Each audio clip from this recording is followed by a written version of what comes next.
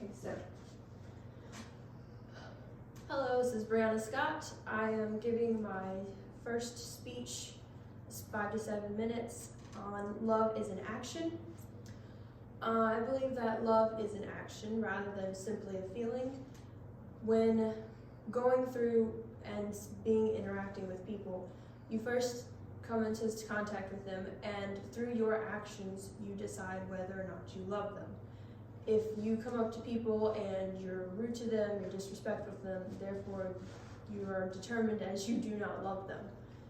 That is how that works. So I believe that when you're in a relationship and you say, I love you, and that's all there is to the relationship, then it's not truly love, and people don't see that as love. You have to do actions and have physical contact in order to be determined as love. Moreover, I also believe you can pick who you want to love. When you come into contact with people, you can decide whether or not you want this relationship to further on and progress into love. And if you interact with two different people, you are able to choose which of the two people you decide you want to love, and it's not a force that binds you to somebody. There's a certain set of actions such as giving gifts, spending time with people, doing things for them that they would like or enjoy, that can prove your love. Without these actions, you're fairly unable to say that you love them, and your partner will start to question whether or not you do. Therefore, I also believe if you decide you no longer want to comply with these actions, such as giving gifts, spending time, doing things for them, that you will decide that you no longer want to love them. You make the decision that you no longer want to be with them and that you want to separate yourself from them, therefore stating that you no longer love them.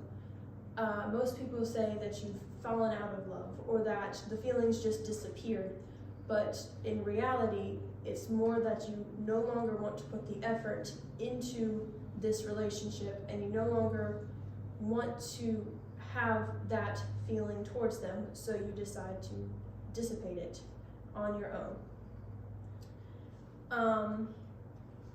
My grandfather, behind me, used to tell me a story of sorts in which husband and wife, they came together and they got married.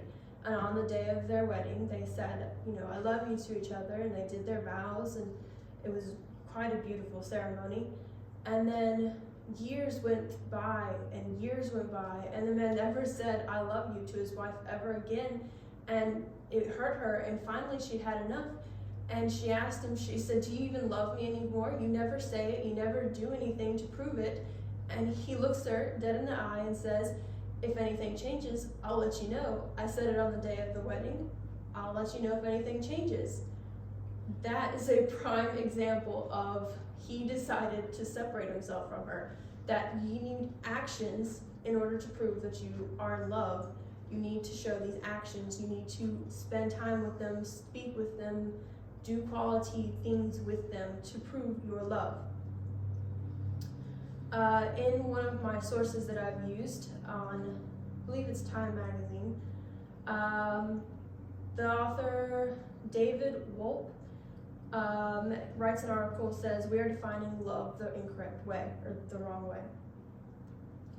And he writes this short story and explains why he believes that love is an action. It's an excellent article that just explains it very well.